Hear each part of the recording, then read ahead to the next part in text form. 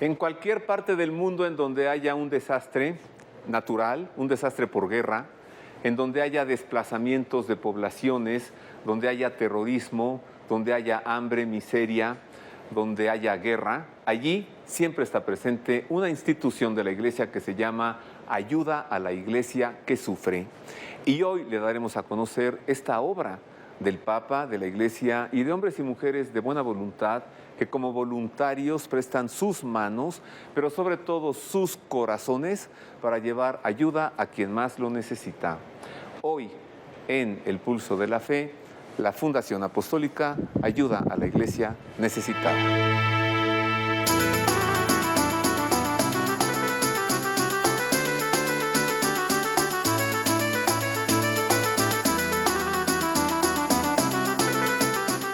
Es un grande gusto saludarle, mil gracias por estar con nosotros, gracias por el favor de su atención. Hay quien piensa que en la iglesia se reza, se ora, se rezan rosarios y se va a misa y se confiesan los pecados y se casa la gente. La iglesia hace muchísimo más que esto. Hace obras de asistencia humanitaria verdaderamente serias e interesantes. Hace obras de caridad por todo el mundo, por sus obras misionales, por las obras pontificias, por las mujeres que trabajan, las monjas, las religiosas, qué decir de las hijas de Teresa de Calcuta, por ejemplo, ¿no? Bueno, una institución pontificia, Fundación Pontificia, es Ayuda a la Iglesia que Sufre. Y para hablar sobre el tema, recibo con afecto a Julieta Appendini. Ella es la directora de esta fundación en México. Bienvenida, Julieta. Roberto. Qué gusto tenerte aquí. Muchas gracias. Gente que hace el bien, gente que da su vida, su corazón, su talento, su formación.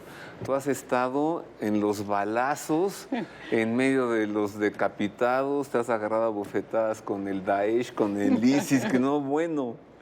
Bienvenida, Julieta. Muchas gracias, Roberto. ¿Hace cuánto que está la Fundación Ayuda a la Iglesia Necesitada en México? Aquí en México 2 años, aunque Uy, ya apenas. tiene 70. O sea, que tiene una larga historia. Aquí en México 2 años. Ajá. La fundó un hombre visionario, ¿no? Sí. Holandés, él, ¿no? Un holandés norbertino, el padre Berenfried van Straten. Ajá. A propósito de... termina la Segunda Guerra Mundial. Queda todo el tema de los refugiados alemanes ahora. Ajá. Y entonces necesitaba atenderlos a alguien. Él se dedica a darles alimento espiritual y comida. Ajá.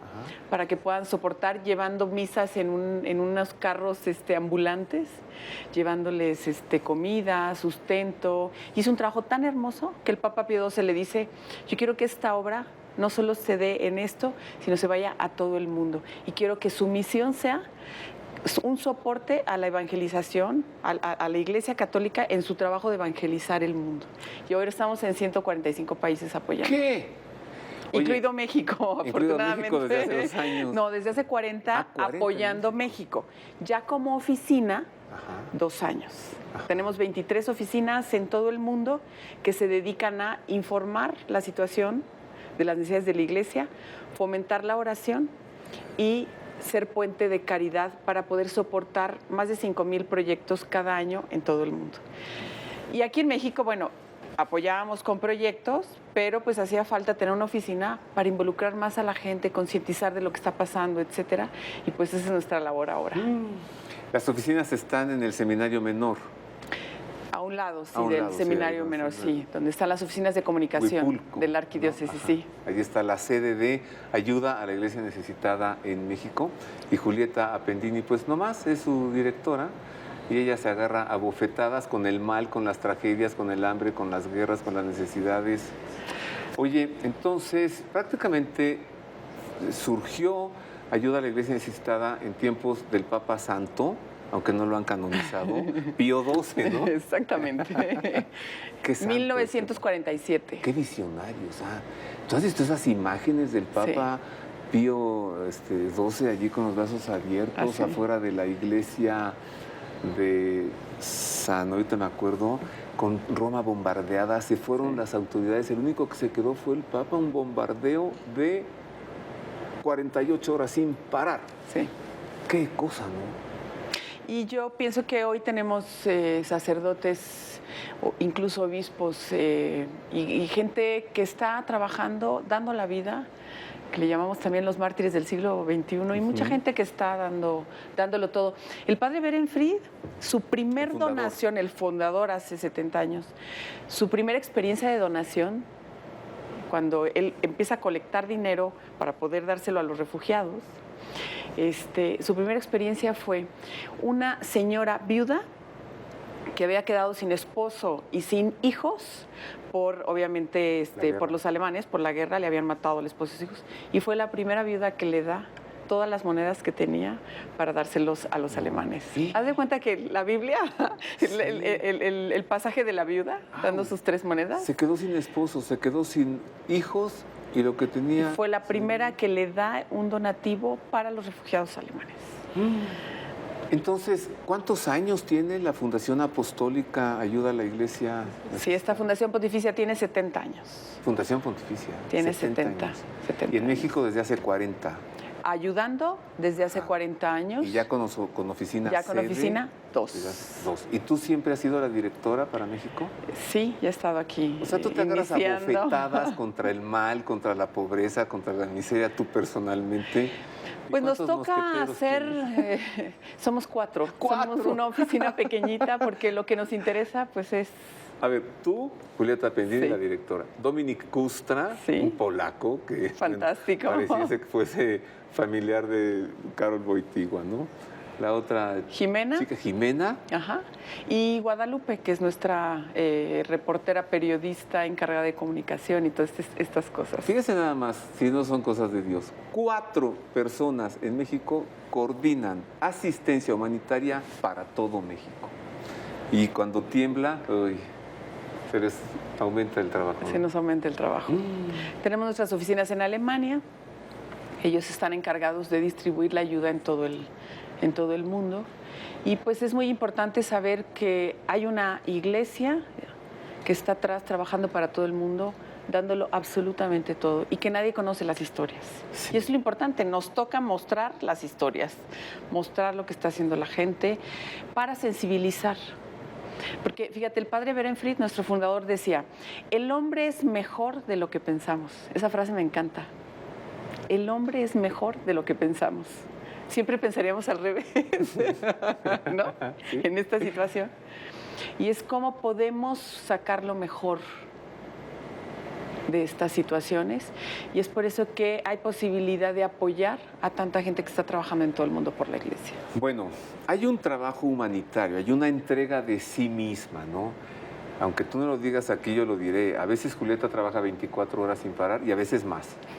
Y Jimena y Dominic y 4 personas. Bueno, vamos a comenzar con más información para que usted vaya conociendo más de la Fundación Pontificia Ayuda a la Iglesia Necesitada. Mire usted, por ejemplo, este tema nos habla de la ONU y la Fundación. El derecho fundamental número 18 de la Declaración Universal de Derechos Humanos de la Organización de las Naciones Unidas establece que toda persona tiene derecho a la libertad de pensamiento, de conciencia y de religión. Derecho que incluye la libertad de manifestar su religión o su creencia individual y colectivamente, tanto en público como en privado, por la enseñanza, la práctica, el culto y la observancia. Y las naciones firmantes de la Carta, entre ellas México, se comprometieron a proteger y a promover los derechos allí enunciados. Sin embargo, cuando en México se trata el tema de la religión católica, suele olvidarse la universalidad de la Declaración de la ONU y el compromiso asumido por las autoridades mexicanas.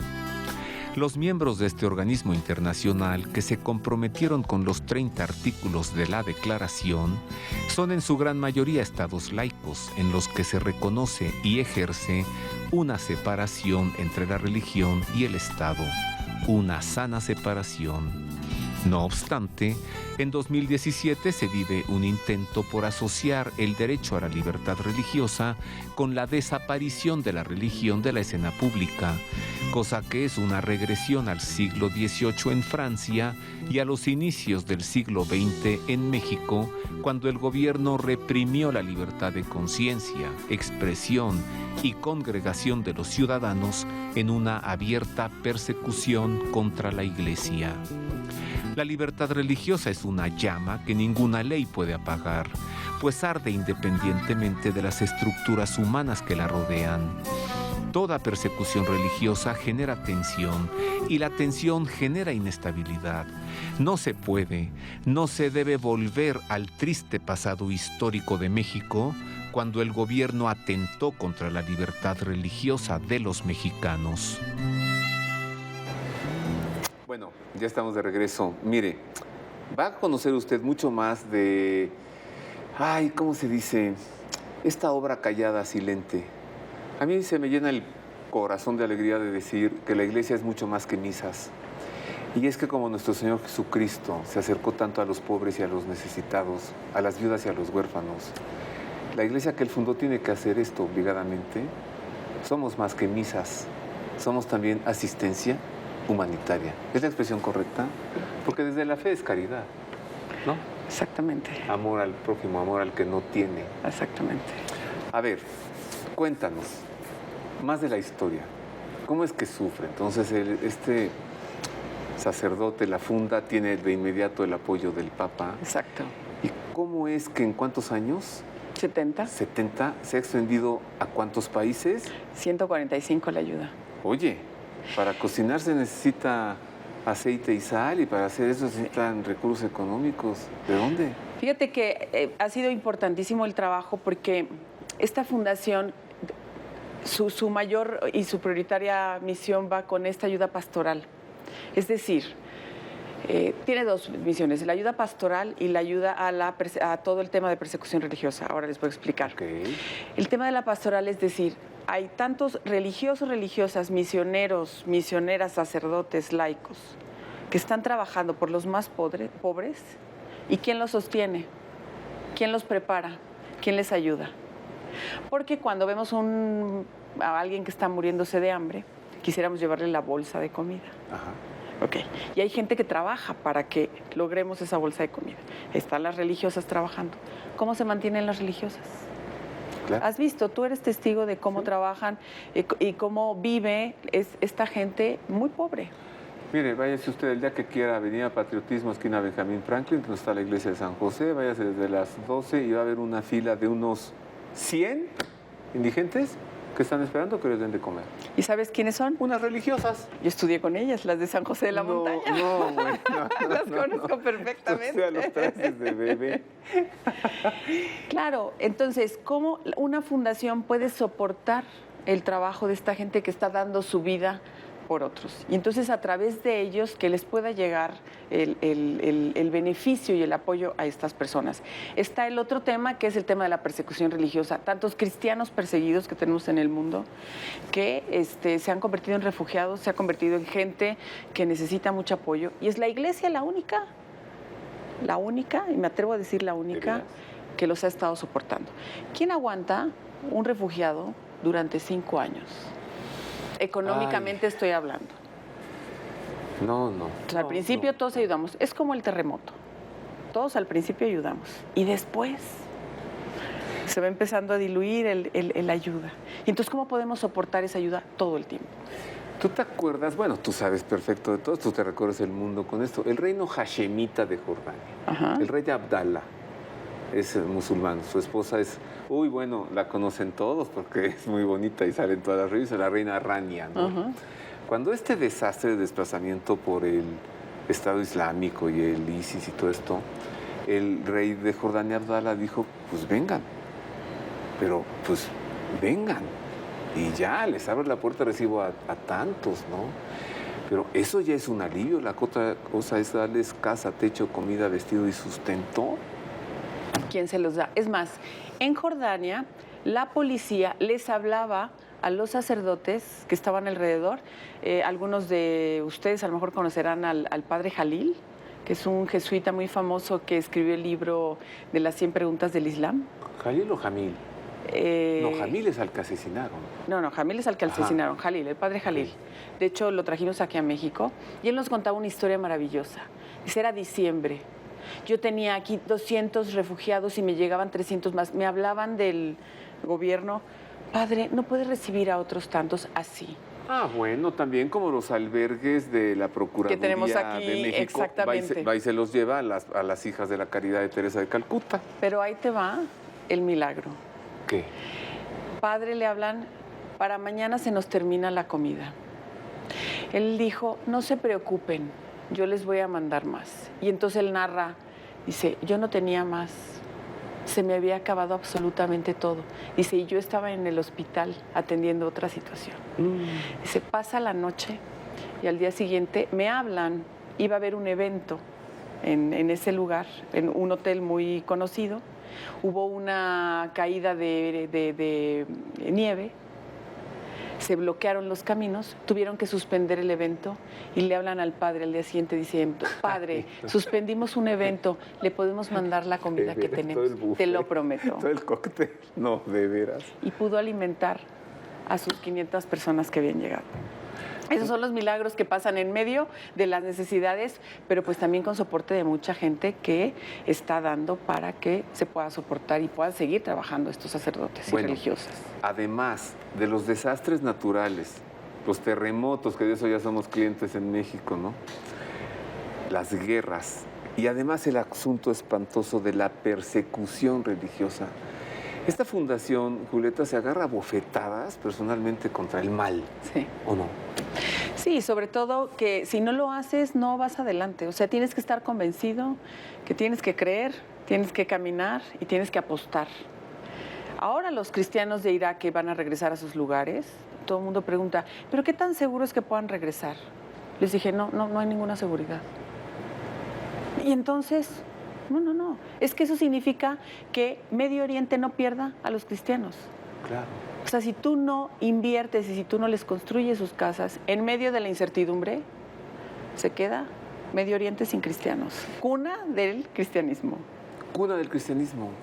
Mire, yo le anticipo una cosa que le presentaremos un poco más adelante.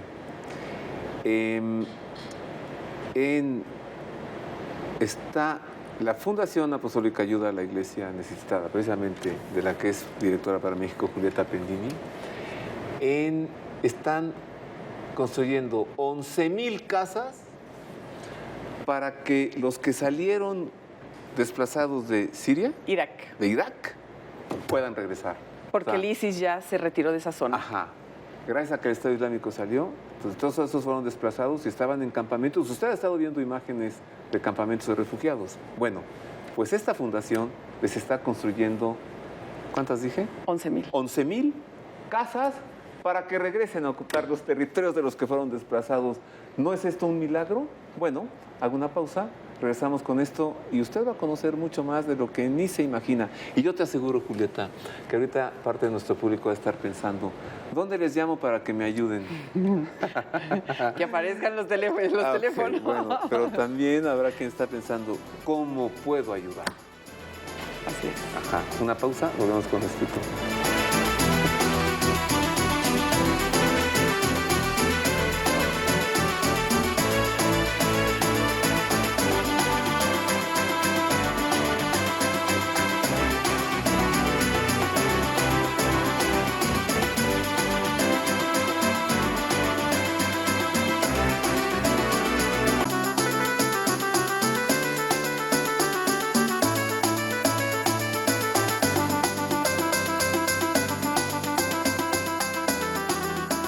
Ya estamos de regreso, queridos amigos. Hoy tengo el grande, el enorme gusto de estarle presentando a usted, gracias a la televisión, que Dios bendiga a la televisión que puede presentar estas cosas, a una fundación apostólica que se llama Ayuda a la Iglesia Necesitada. ¿Cuántos años, Julieta, ya? ¿Nos decías? 2 aquí en México. No, pero en el mundo. 70. 70 años.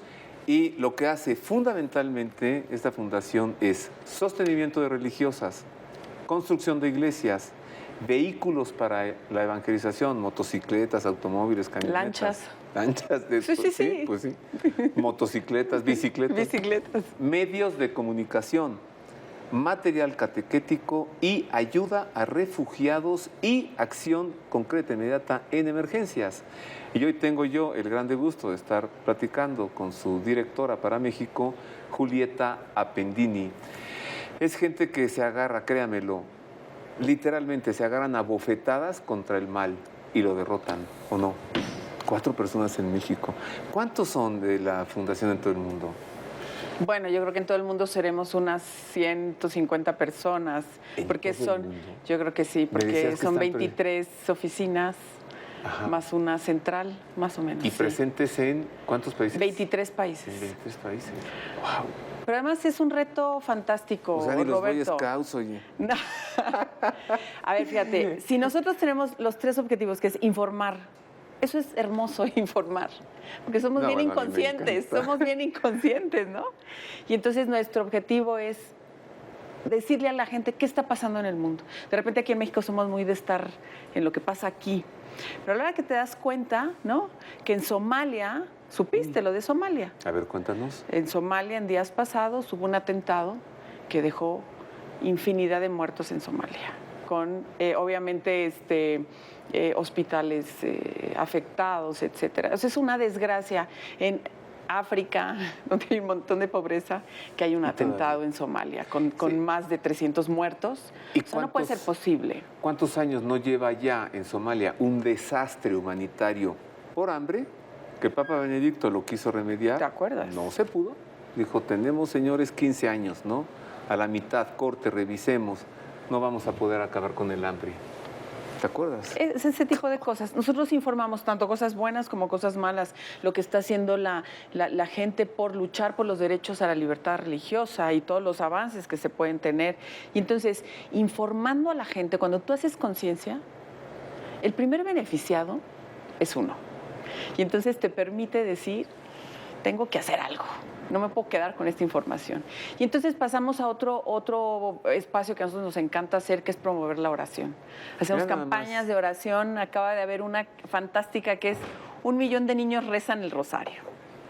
Mira nada más que imágenes. Estos son campos de Estos refugiados. son campos de refugiados, exactamente. Esta es la situación donde hay puntitos rojos que es persecución religiosa.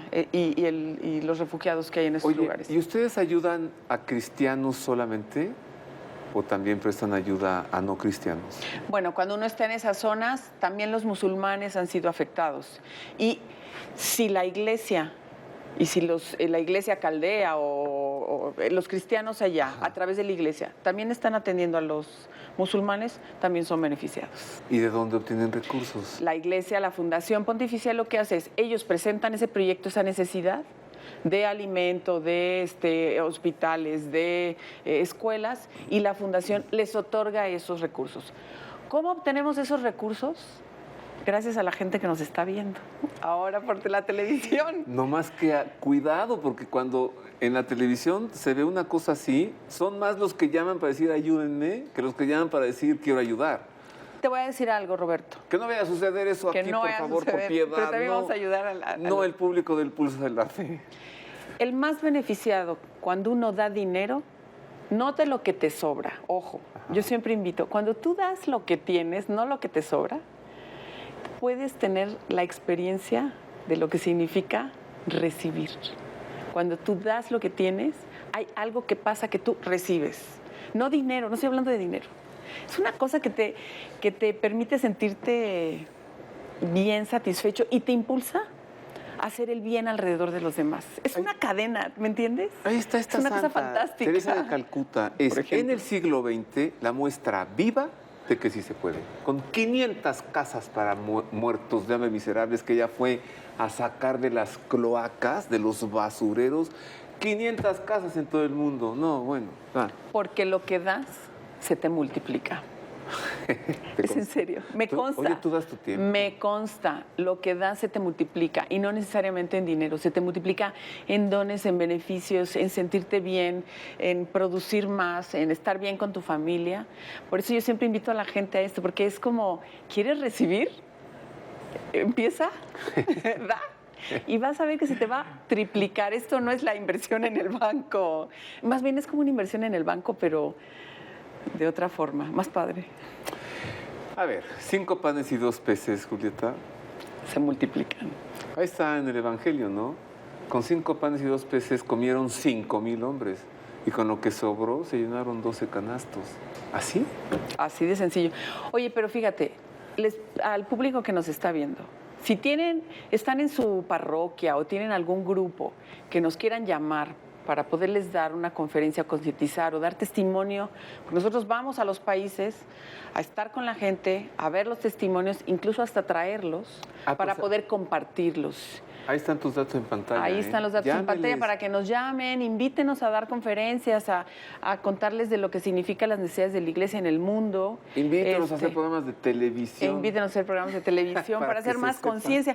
Porque además, fíjate, Roberto, que nosotros producimos todo este material, que son nuestros boletines, que se los regalamos a la gente.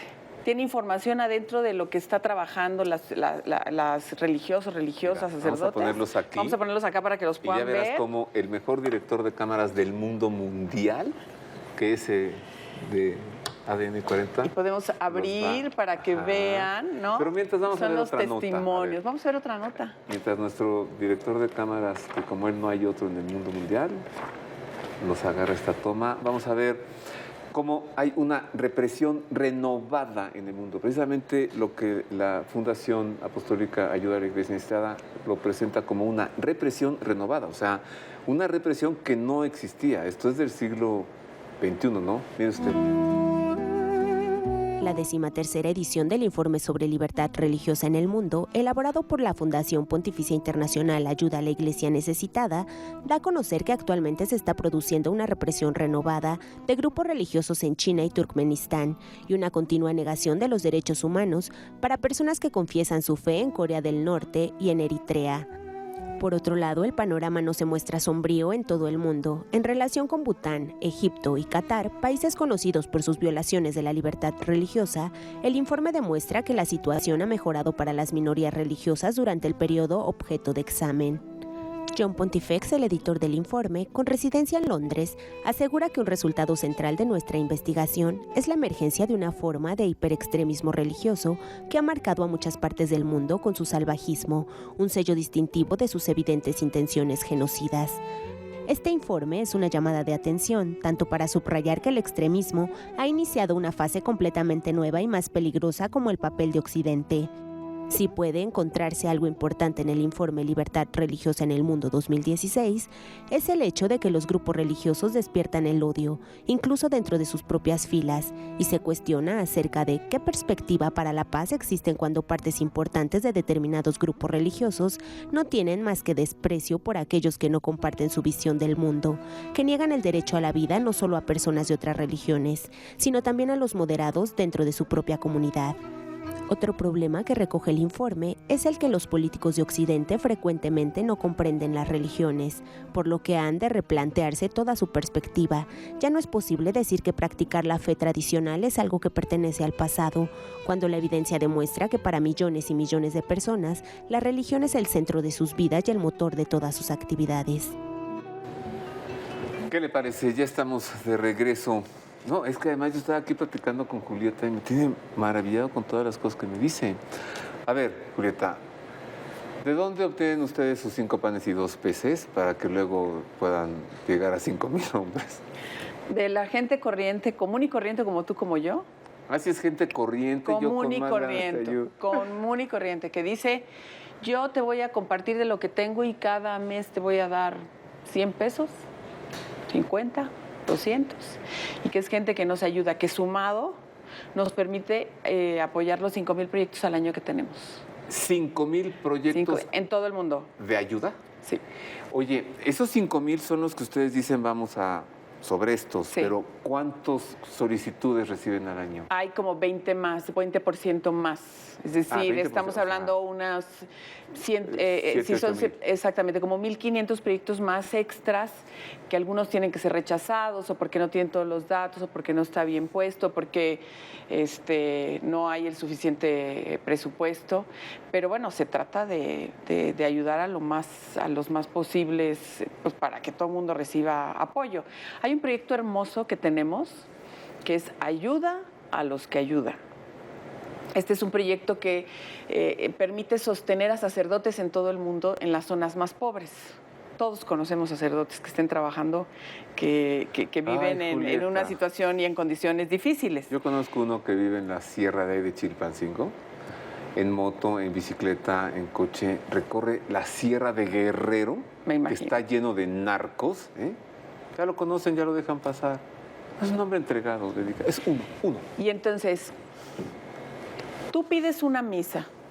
Todos ofrecemos misas en cualquier lugar, por la razón o la intención que tú quieras. Pagas tu misa, 100 pesos tu misa, y ese dinero se lo vamos a dar a un sacerdote, como este que conoces en Chilpancingo, para que se pueda sostener. Él hace la intención ofrece la misa por tu intención y recibe el dinero para que pueda hacer su trabajo. ¿A poco si no es hermoso ese proyecto? Bueno, Ayuda a los que ayudan. Pues es decir, eso nada más canalizamos y todos salen beneficiados. Tú con tu misa y tu intención que diste, y el sacerdote puede comer, puede moverse para hacer el trabajo que está realizando. Pero, a ver, si yo quiero una misa, yo voy a una iglesia y ahí la pido. ¿Cómo entonces a ustedes les llega el recurso? Porque tú te metes a nuestra página, anotas la intención y nosotros tenemos todo un sistema internacional en donde decimos, aquí está la intención de la misa del donante y se reparte a todos los sacerdotes que estamos ayudando. Entonces se les dice a los sacerdotes, estas son las intenciones de misa. Esto lleva años y son de los mayores apoyos que se da en toda la fundación. Vean nada más las imágenes que estamos viendo, cómo llega la ayuda a los más necesitados. Ahí vemos a unas mujeres musulmanas, ¿no? Recibiendo ayuda también por parte de Exactamente, ustedes. este es un campo en Siria, de ayuda en hospitales, para que estas religiosas que están aquí también son apoyadas por nosotros para que puedan hacer su trabajo. Bueno, esta fundación apostólica, ¿verdad? Sí, pontificia. Uh-huh. Fundación Apostólica, Fundación Pontificia, ayuda a la iglesia necesitada, se agarra a bofetadas con el mal. Sí, frente a frente, o sea, con terroristas, con persecutores, y ha podido definir a través de su trabajo y de su experiencia una realidad horrible que se vive hoy en el mundo y que se llama hiperextremismo religioso. Es una definición de ustedes. Ajá. No, ustedes acuñaron esta frase. Sí. O sea, hay un extremismo religioso, ¿de acuerdo? Ahora hay Islamista. un hiperextremismo religioso, que es el Daesh, ¿no? Los grupos estos. Conozca esto, mire. La Fundación Pontificia Internacional Ayuda a la Iglesia Necesitada, organismo que proporciona ayuda de emergencia a los cristianos que sufren persecución en más de 140 países del mundo, en la 13ª edición de su informe sobre libertad religiosa en el mundo, advierte sobre el impacto global de un nuevo fenómeno de violencia por motivos religiosos al que denomina hiperextremismo islamista y al que califica como el más letal fundamentalismo religioso causante de muerte, destrucción, desplazamientos e inestabilidad a niveles sin precedentes. Al definir este nuevo tipo de extremismo, el informe subraya las características distintivas que evidencia a los radicales como una amenaza constante para la paz mundial, la estabilidad y la armonía social en Occidente.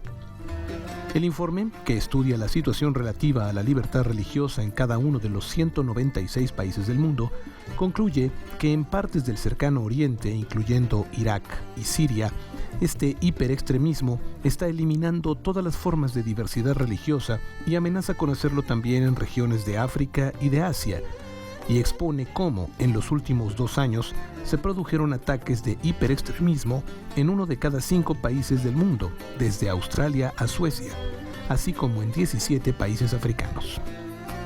Finalmente, y ante el hecho de que el número de refugiados alcanza una nueva cifra récord de 65.3 millones de personas, según datos de la ONU, El informe califica al islamismo extremista como un factor clave en el desplazamiento masivo de personas que huyen de países como Afganistán, Somalia y Siria, con repercusión en los países occidentales, cuyo tejido socio-religioso se ve desestabilizado por la llegada de refugiados en cifras sin precedentes. ¿Qué le parece nada más a los horrores a los que hemos llegado? A ver, Julieta, ustedes de plano se agarran a bofetadas frente a frente con el mal, ¿no? Bueno, no a bofetadas, Pues todos, yo digo que todos nos agarramos. Sí, es cierto, de veras. Todos nos agarramos, pero el chiste es enfrentarlo. Y enfrentarlo significa hacer el bien. O sea, tú enfrentas el mal haciendo el bien. Entonces, fíjate, nosotros te ofrecemos, suscríbete a nuestros boletines para que los recibas. Métete a nuestra página porque te vamos a mandar información. Hacemos un informe fantástico cada 2 años del informe Libertad Religiosa para saber cómo este derecho a la libertad religiosa se queda en cada país. Léelo, velo, recibe información gratuita. Si tú te concientizas de eso, enfrentas el mal. Porque a la hora que eres consciente que tienes derecho, un derecho que es el derecho a la libertad religiosa, a creer y a expresarte, entonces puedes vencer el mal. Entonces fíjate cómo informándote es una manera fantástica de vencer el mal. Mira, nosotros acabamos de vivir un ejemplo de solidaridad en México a partir de los sismos terremoto del 19 de septiembre, ¿no? Incluso hasta sorprendidos he oído comentaristas que dicen, no esperábamos tanto de los jóvenes, ¿no? Sí. ¿No? ¿Cómo ante el desastre surge esta cosa que todos tenemos, que es el amor? La caridad. La caridad, exactamente. Y ustedes trabajan con esto absolutamente todos los días. Yo he estado impulsando ahora... ¿Has visto milagros?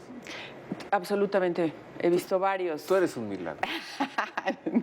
Yo le llamo, luchemos por la solidaridad permanente en México. Somos muy solidarios en México, somos solidarios del momento. No solo para la solidaridad, pero para muchas cosas, somos del momento.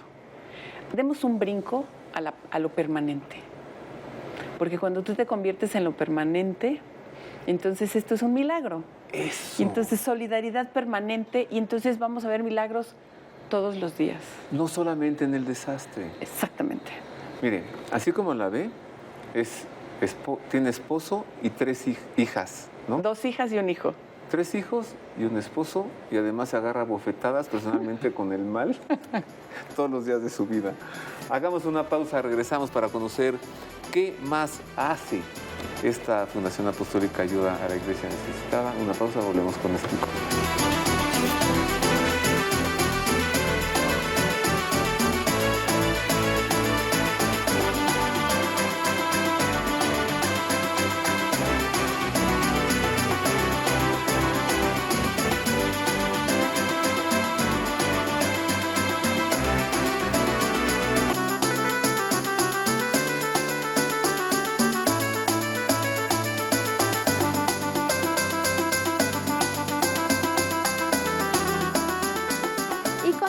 Queridos amigos, en el Pulso de la Fe, hoy podemos sentirnos muy felices porque vengo a referirles datos acerca de la vida de un santo muy querido y muy venerado en Polonia, tanto así como que es el santo patrono de ese país.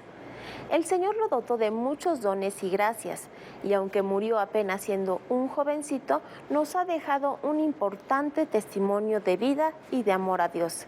Y me refiero a San Estanislao de Kotska.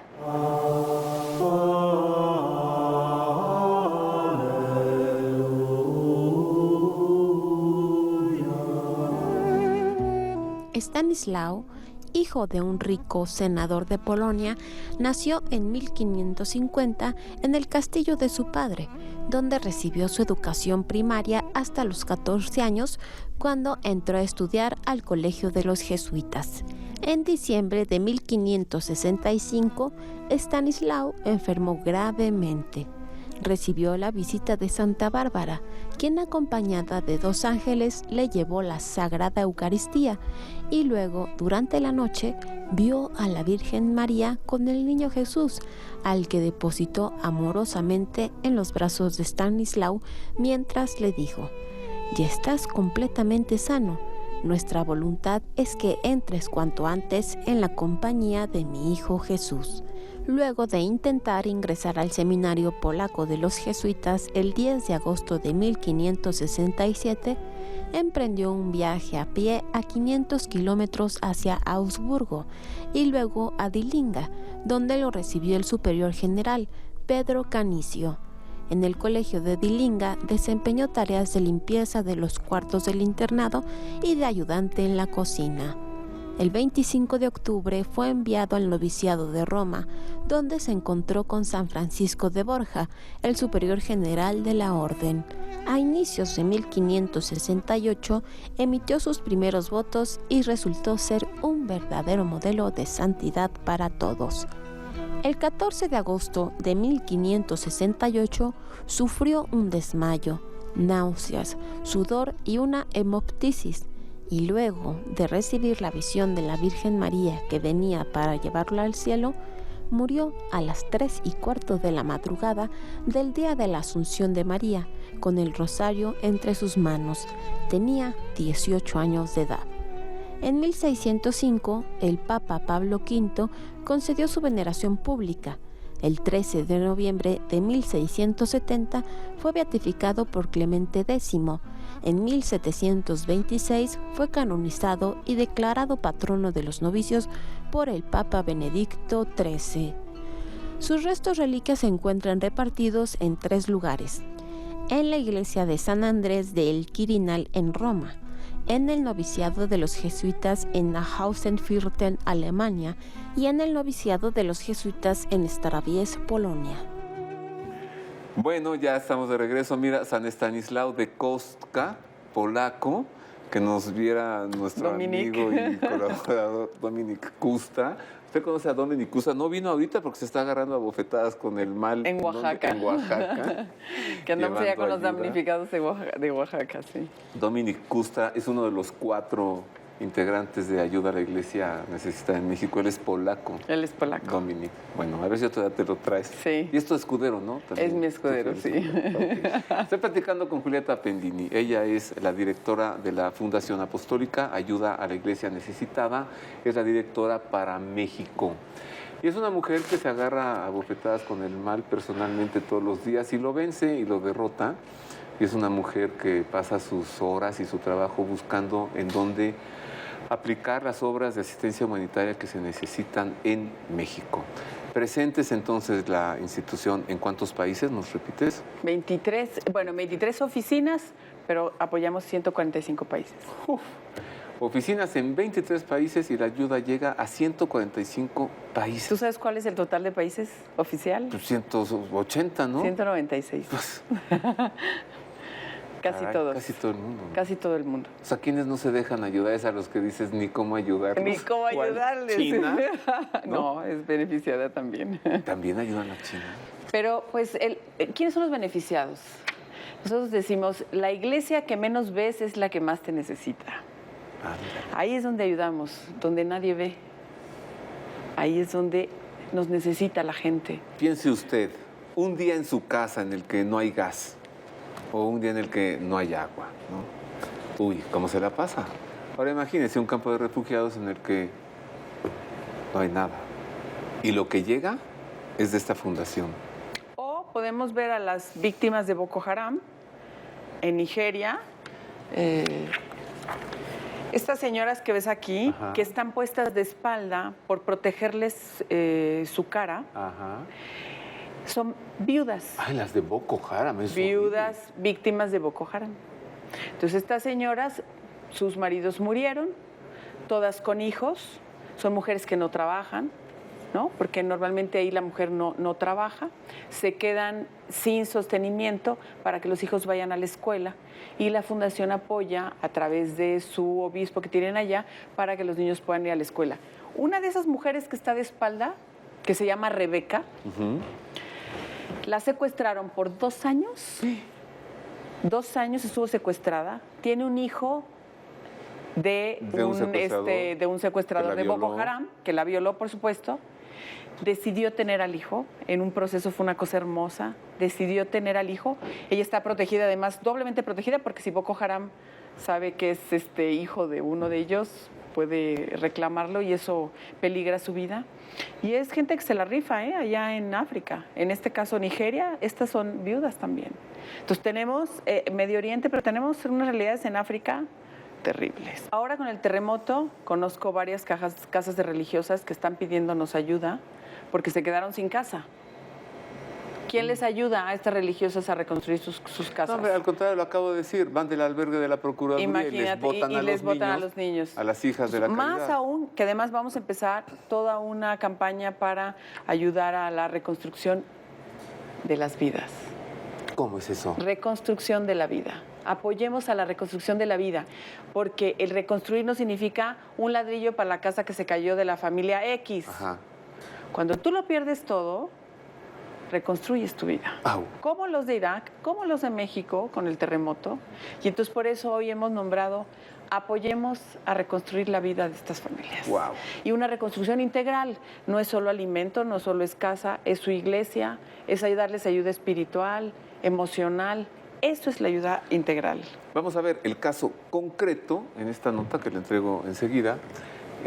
11,000 casas para que en Irak refugiados vuelvan a su territorio. Mire qué maravilla. Y esto es obra de la Fundación Apostólica Ayuda a la Iglesia Necesitada. Ay, bendito sea Dios que existen ustedes, Julieta. Mire. En la llanura del Nínive sopla un viento de esperanza que cura las heridas infligidas durante años por la furia del ISIS en el norte de Irak. Hay que reedificar 13,000 casas, sin contar los lugares de culto y los centros sociales, para devolver la dignidad y futuro a todos los cristianos del territorio, obligados a huir ante el avance del Daesh entre junio y agosto de 2014. Irak, Retorno a las Raíces, es el nombre de este colosal proyecto de reconstrucción, promovido por la Fundación Ayuda a la Iglesia que Sufre y presentado a finales de septiembre en un congreso celebrado en Roma, en la Pontificia Universidad Lateranense. Un desafío grande y complejo que han recogido con valentía los representantes de las 3 iglesias locales, la Siro-Católica, la Iglesia Caldea y la Siro-Ortodoxa. Al final de la conferencia, animado por las preguntas de los periodistas, el patriarca de Babilonia de los caldeos, Monseñor Luis Sacco, subrayó lo urgente que es en este momento unir a la reedificación de los pueblos de la llanura del Nínive, la pacífica renovación del tejido social, abatiendo de una vez por todas los muros de miedo y de prejuicio. Es necesario formar y animar a la gente para reconstruir la confianza con los musulmanes que se encuentran alrededor. De otra manera, no habrá vida. No podemos vivir en un gueto. Alrededor de Karakosh, por ejemplo, hay una veintena de aldeas musulmanas y venían a comprar. Ahora ya no vienen. ¿Cómo podrá vivir Karakosh? En mi opinión, hay una esperanza para construir y ganar la confianza entre la población que no es mala. No todos los musulmanes son ISIS. Hay que comprenderlo. Un ambicioso proyecto de reconstrucción que no puede prescindir de un importante y común compromiso económico. Está convencido de ello Monseñor Marín Ortega, nuncio apostólico en Jordania e Irak. El gobierno iraquí, como las autoridades del Kurdistán, no tienen muchos recursos porque están inmersos todavía en la lucha contra el Daesh. También hay millones de desplazados, casi todos son musulmanes. Para ellos, la posibilidad de poder hacer frente a esta situación en un momento de crisis económica es difícil. Por eso necesitan el apoyo de la comunidad internacional. Ladrillo a ladrillo, de día en día, la luz de la esperanza ilumina la llanura del Nínive. Volver a la normalidad, a vivir como cristianos en Irak, equivale a infligir a ISIS un duro golpe, más que cualquier acción militar. El terrorismo no se combate únicamente con la represión. El terrorismo se combate sobre todo creando las condiciones adecuadas. Hay que ejercitar la prevención. No nos lamentemos si a nuestras costas, en las fronteras de Europa, llegan miles de hermanos nuestros, y no es un discurso solo italiano. No podemos pedirles que sean ciudadanos de Irak si no los ponemos en condiciones de ser ciudadanos de Irak. Quieren estar ahí, démosles las condiciones para quedarse. Bueno, yo sigo platicando aquí con Julieta Appendini, ella es la directora de la Fundación Ayuda a la Iglesia Necesitada. Nos quedan unos cuantos minutos. A ver, Julieta, ¿cuáles son las necesidades? ¿Cuáles son las urgencias? ¿Cuáles son las acciones? Los proyectos. Ya hemos hablado de lo que hacen. Ahora, ¿qué van a hacer? ¿Y cómo le hacen? Bueno, yo la verdad es que quiero invitar a la gente que nos está viendo. Infórmense, oren y la caridad, apoyen, ¿no? La caridad y den. Empezamos un proyecto de reconstrucción de Irak, importantísimo para que los cristianos de Medio Oriente no se nos pierdan y puedan regresar a sus casas. Empezamos un proyecto de reconstrucción de vidas en México también, en las zonas más pobres, estoy hablando de Oaxaca, Morelos. Pues no mandaste allá a Dominique. Ya Dominique anda por allá. Y tenemos en todo el mundo, en la India, monjas recogiendo a gente discapacitada que avientan las familias y que les ponen un nombre y les dan dignidad. Más valen 10 pesos cada mes constantes y seguros que un solo monto que tú des. Ah, ¿de veras? ¿Sabes por qué? Porque entonces si yo sé que contigo cuento con 10 pesos, yo puedo asegurar los proyectos, durante todo el año. Fíjate la diferencia. Hoy prefiero mejor 10 pesos cada mes que me des una cantidad y digas ya que se vaya, Pues que se vaya a su casa tus primeros 10 pesos. Bueno, es una excelente oportunidad de decir una fundación que además ha sido transparente, que puedes tener la garantía de que el recurso va a llegar a través de la gente que está trabajando, a través de la iglesia. Nosotros no se lo damos directo a la gente. No que ya le agarramos al gobernador su tráiler aquí, ¿no? Aquí sí llega. Aquí sí llega, se los garantizamos. Allá están las fotos, por eso estamos ahí comprobando que la gente lo está recibiendo y es una manera de cambiar. Acuérdate, la iglesia que menos ves es la que más nos necesita. ¿Qué tal? Así que la oportunidad de estar, de conocer las necesidades de todo el mundo, sin olvidar las necesidades que tenemos aquí en México, que es en el primer lugar donde nos tenemos que comprometer. En medio minuto, ¿qué proyectos nuevos tienen? ¿O proyectos hacia futuro? Proyectos hacia futuro. ¿O van ustedes dando respuesta a las tragedias? A todas las tragedias que hay, pero también a sostener a la gente que está trabajando por los más necesitados. Y eso es el mayor reto que hoy tenemos. Si mañana algún país necesita ayuda, ahí vamos a estar. Gracias a todos los que nos ayudan. Pues Dios vele tus días y tus noches, Julieta, y Dios cuide tus pasos, a ti y a toda la gente que trabaja por una fundación tan noble y tan buena. Y sabemos que hay que callar el bien que se hace, pero sabemos también que si no se cacarea el huevo, pues no se sabe que la gallina ya puso, ¿no?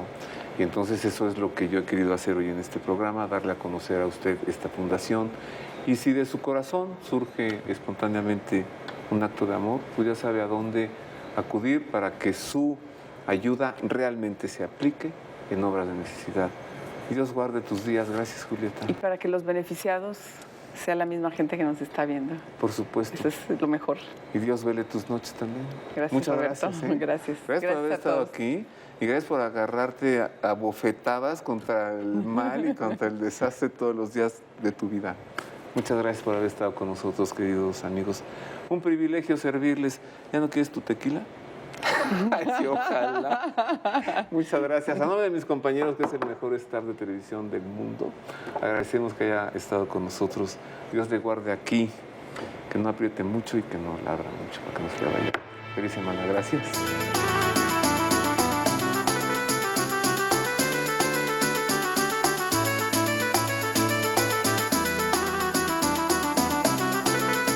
El Papa Francisco canoniza a 35 nuevos santos, entre ellos 3 mexicanos. Se trata de los niños mártires tlaxcaltecas, San Cristóbal, San Antonio y San Juan. Además, la familia vicentina, la congregación fundada por San Vicente de Paúl, cumple 400 años. También el Papa Francisco viaja a Cesena, en la Romaña italiana.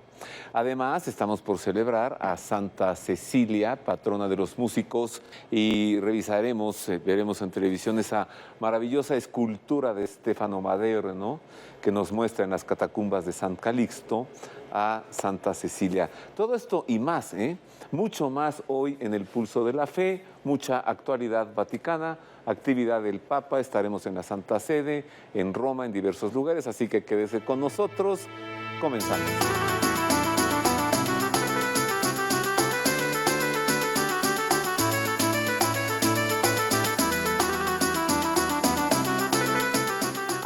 Amigos, les saludo con afecto. Sean ustedes bienvenidos a El Pulso de la Fe. El próximo 22 de noviembre celebramos la memoria litúrgica de una grande santa y mártir, muy venerada en Europa, principalmente en Italia. Su cuerpo, sepultado en las catacumbas de San Calixto en Roma, fue exhumado en 1595 y, para sorpresa de todos, estaba totalmente incorrupto y en la misma posición en la que murió mártir. Ante el prodigio llamaron al escultor Stefano Maderno para que hiciese una escultura teniendo como modelo el cuerpo de la santa. El resultado es una de las más preciosas esculturas del mundo. Actualmente se encuentra en la iglesia de Santa Cecilia en Roma. Ella es Santa Cecilia, la santa patrona de los músicos. Santa Cecilia nació en Roma hacia el año 160 en una familia noble. Ella, como cristiana que era, solía hacer penitencias y ayunos y consagró a Dios su virginidad. No obstante, su padre quiso casarla con un joven patricio de nombre Valeriano. La noche de bodas, ella le dijo a su esposo que un ángel de Dios la cuidaba y que si él respetaba su promesa de castidad y se hacía bautizar, podría ver al ángel. Y así fue en verdad, pues tras acudir con el obispo Urbano para que lo bautizara, al volver a casa vio a su esposa con un ángel de pie junto a ella que colocó sobre la cabeza de ambos una guirnalda de rosas y lirios. Valeriano convirtió al cristianismo a su hermano Tiburcio y ambos se entregaron a la práctica de las buenas obras, hasta que por haber dado sepultura a los cuerpos de muchos mártires, fueron sometidos a terribles torturas y condenados a muerte. Junto con ellos murió un cortesano de nombre Máximo, quien al ser testigo de la entereza de los hermanos se declaró cristiano. Luego de sepultar los cadáveres de su esposo y de sus dos compañeros mártires, Cecilia fue llamada por el prefecto Almaquio para que abjurara de la fe y ofreciera sacrificios a deidades romanas. Pero como ella se mantuvo firme, el prefecto ordenó decapitarla. Tras descargar 3 veces la espada sobre su cuello, el verdugo la dejó tirada en el suelo. Murió luego de una agonía de 3 días y fue sepultada junto a la cripta pontificia en las catacumbas de San Calixto. 7 siglos después, el Papa San Pascual trasladó las reliquias de Santa Cecilia junto con las de los santos Tiburcio, Valeriano y Máximo a la iglesia de Santa Cecilia in Trastevere. En 1599, durante la restauración de la iglesia, al abrir el sepulcro de Santa Cecilia y ver que su cuerpo estaba incorrupto, se le pidió a Stefano Maderno que hiciera su escultura en tamaño natural. El afamado escultor dejó escrito: su cuerpo no estaba de espaldas como un cadáver en la tumba, sino recostada del lado derecho con las piernas un poco encogidas en la actitud de una persona que duerme. Esta hermosa escultura se halla actualmente bajo el altar de la iglesia de Santa Cecilia en el barrio del Trastevere en Roma, y una réplica se colocó en las catacumbas de San Calixto en el nicho donde originalmente fue sepultada. Santa Cecilia es la patrona de los músicos. La gran Santa Cecilia, esta mártir, ya como nos decía Marisa, en efecto, cuando la exhumaron ahí en las catacumbas de San Calixto, se encontraron con su cuerpo totalmente incorrupto y una maravilla que se traen al escultor Maderno, y sobre el cuerpo incorrupto hizo esta escultura, una de las más hermosas esculturas del mundo. Vayamos a la crónica de la canonización de los 35 nuevos santos canonizados por el Papa Francisco, entre ellos nuestros niños mexicanos, los niños mártires tlaxcaltecas, San Juan, San Cristóbal y San Antonio. Somos los amados, los invitados a las bodas. Somos libres de elegir en qué parte estamos y sobre todo de responder con la vida al amor de Jesús.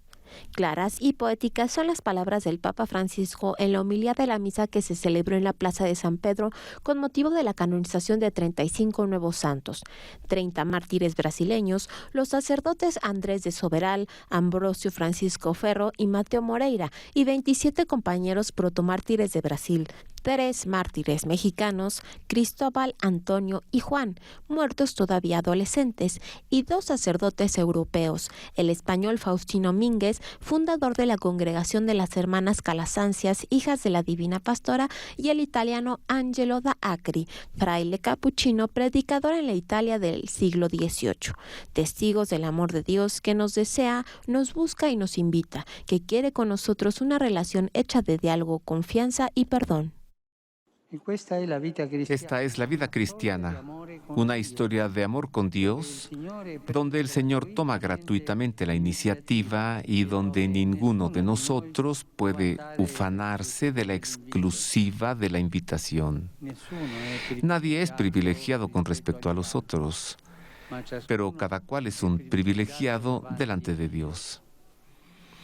De este amor gratuito, tierno y privilegiado nace y renace siempre la vida cristiana.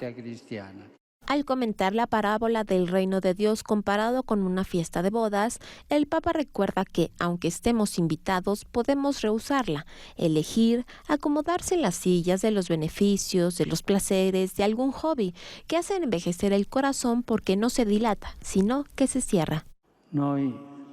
Nosotros, cuando estamos heridos por los errores y los rechazos, a menudo guardamos escondida insatisfacción o rencor.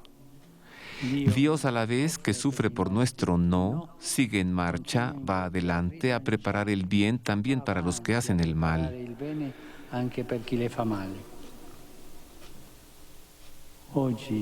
Porque así es el amor. Eso hace, porque solo así se vence al mal. Porque solo così si vince il male. Dios no pierde la esperanza con nosotros, tolera los caprichos del yo susceptible y holgazán, pero hay que responderle revestidos de su amor, con la vestidura blanca del bautismo, el traje nupcial para Dios. Los santos canonizados hoy, sobre todo los numerosos mártires, señalan este camino. Ellos no dijeron sí al amor de palabra y durante un tiempo, sino con la vida y hasta el final. Su hábito cotidiano era el amor de Jesús, ese amor loco que nos amó hasta el final, que dejó su perdón y su túnica a los que lo crucificaban. Así que 35 nuevos santos, entre ellos 3 nuevos santos mexicanos canonizados por el Papa Francisco, pues ya hace un mes, el pasado 15 de octubre. Avanzamos y esta nota va con especial cariño, con dedicatoria para toda la familia vicentina, para las damas vicentinas también, la congregación fundada por San Vicente de Paúl, que ha celebrado los 400 años de su fundación, y para ello se encontraron con el Papa Francisco y hubo un intercambio de saludos y un gran mensaje que el Papa Francisco les entregó a los vicentinos. Globalizar la caridad en todo el mundo. Con este espíritu se celebró en Roma el simposio con motivo de los 400 años del carisma vicenciano, una de las iniciativas centrales de este año jubilar, junto a la peregrinación del corazón de San Vicente de Paúl. La Alianza Global de la Familia Vicenciana en favor de quienes no tienen morada fija, un proyecto que se llevará a cabo junto con el de Paul International para construir una red de colaboración cada vez más fuerte para ayudar a los sin techo, ofreciéndoles la posibilidad de una vida distinta, y en el Vicencian Film Festival, una cita escrupulosamente preparada para compartir el trabajo de los 2,5 millones de miembros presentes en más de 150 países, una obra en favor de los últimos, que se inspira en el ejemplo del sacerdote francés que a partir de 1617 revolucionó la manera de hacer caridad. La conversión de San Vicente de Paúl empieza cuando él mismo se encuentra frente a la pobreza interior y encuentra la misericordia de Jesús, que acompaña lo que hace, sus obras de caridad, en ayuda de los pobres, de los necesitados, yendo siempre donde mayores eran las necesidades. Que San Vicente nos ayude a poner en valor este ADN eclesial de la acogida, de la disponibilidad, de la comunión, para que de nuestra vida desaparezcan toda aspereza, desdén, ira, gritos y maledicencia con toda suerte de malignidad. Al mirar a la persona desde fuera, se la ve con todas las características que perciben materialmente nuestros ojos, que ven a la persona sucia, mal vestida, un individuo agresivo que contesta mal y muchas otras cosas que nos dan miedo. Por eso, nosotros no buscamos tanto acercarnos, sino alejarnos, no recibirlo, no hablar con él, no tener contacto. Pero el descubrimiento de San Vicente en su vida fue que en esa persona, detrás de su rostro, dentro de su cuerpo, está Jesús. Y esto supuso el cambio radical que convirtió a Vicente en un místico de la caridad. San Vicente repetía, esta es una cara de la medalla, pero si se gira la medalla, por el otro lado se ve a Jesús, se ve allí su rostro. Así que de fiesta y gran alegría la familia vicentina con estos primeros 400 años de su fundación, el gran San Vicente de Paúl. Avanzamos, queridos amigos, y le platico que el Pontificio Instituto Oriental ha cumplido 100 años de haber sido fundado. Este instituto ha sido confiado a la Compañía de Jesús, los jesuitas, y con ocasión de los 100 años de su fundación, el Papa Francisco se encontró con ellos y luego se trasladó a la Basílica de Santa María la Mayor para celebrar allí la Santa Misa. Estos son los detalles, miren. Un siglo de historia, de atención a la extraordinaria riqueza de las iglesias orientales, 100 años vividos en el horizonte ecuménico. Son algunas de las características que manifestó el Papa Francisco en el mensaje dirigido al Pontificio Instituto Oriental, nacido por voluntad de Benedicto XV en el centenario de su fundación, que tuvo lugar pocos meses después de la institución de la Congregación de las Iglesias Orientales. Para la ocasión, el Papa visitó la institución, que hoy ofrece números importantes, 800 estudiantes de 8 lenguas distintas, divididos entre los que trabajan en la biblioteca, única en el mundo en su género, y los que participan en los ciclos de licenciatura o doctorado en Derecho Canónico Oriental y en las Ciencias Eclesiásticas Orientales. En la misa celebrada en la Basílica Santa María la Mayor, el Papa recuerda el escenario en el que se fundó el Pío Oriental durante la Primera Guerra Mundial. Desde entonces, las cosas no han cambiado en algunos contextos. Como ya he tenido ocasión de decir, vivimos otra guerra mundial, aunque a trozos. Y vemos a muchos hermanos y hermanas nuestros, cristianos de las iglesias orientales, experimentar persecuciones dramáticas y aún diáspora cada vez más inquietante. Encomendado desde hace muchos años a la Compañía de Jesús, hoy el Pontificio Instituto Oriental, desde siempre el lugar de encuentro y profundización, está llamado a dar un salto hacia adelante, a convertirse en una especie de laboratorio para las iglesias que sufren a causa de la guerra y para las que están en diáspora, una ayuda válida y un lugar de intercambio y diálogo para los estudiantes llamados cada vez más a ser testigos de misericordia, como subraya el padre David Nazar, rector del instituto.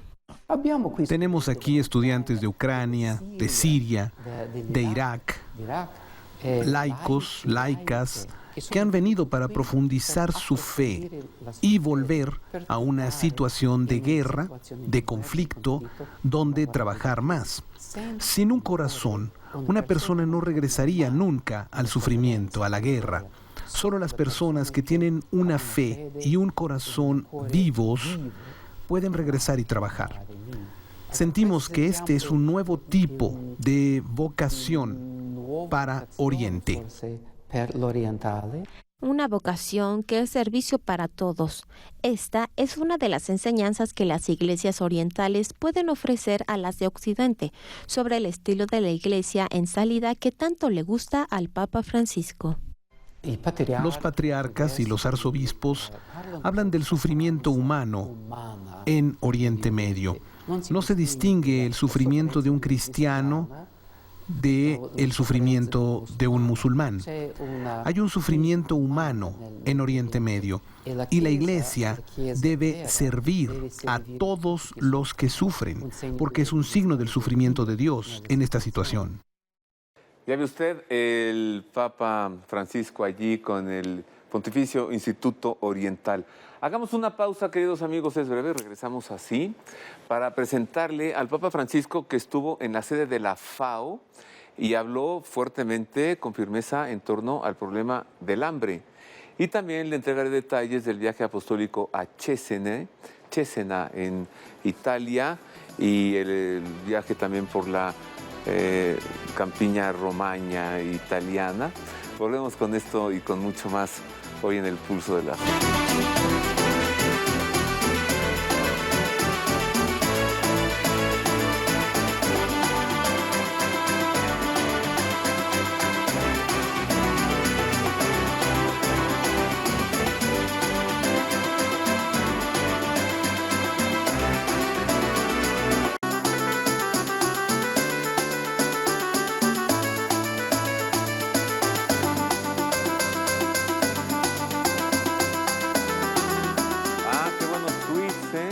Muchas gracias, queridos amigos. Yo estoy aquí tuiteando.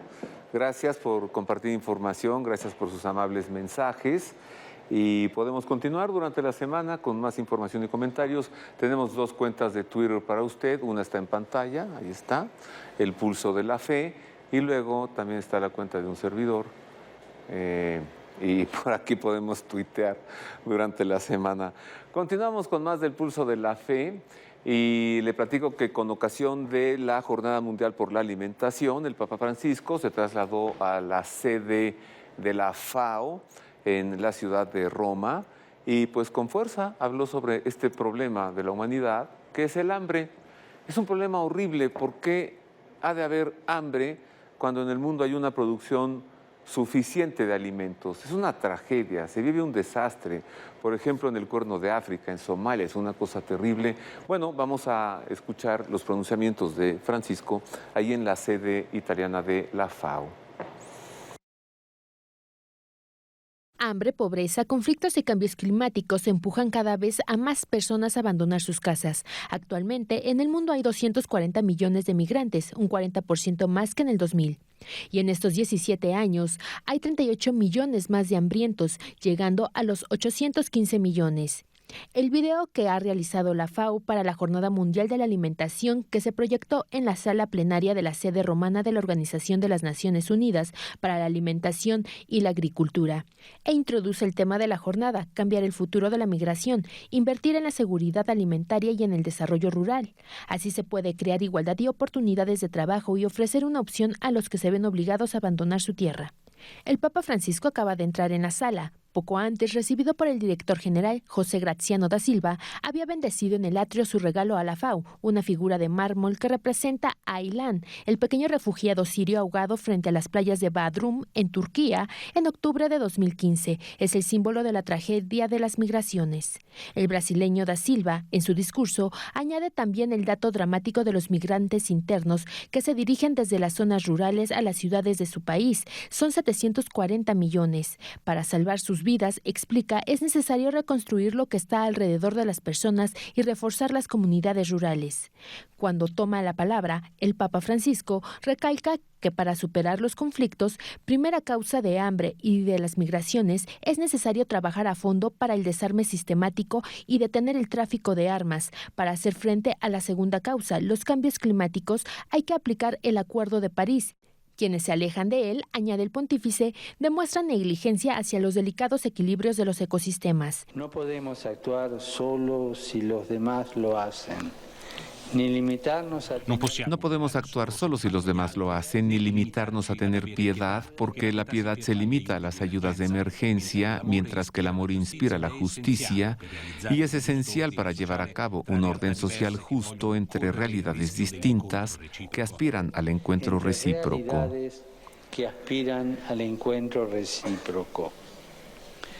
Amar significa contribuir a que cada país aumente la producción y llegue a una autosuficiencia alimentaria.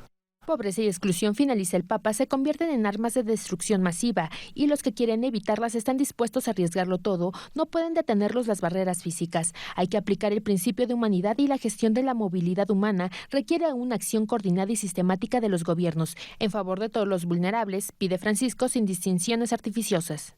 Vulnerable es el que está en situación...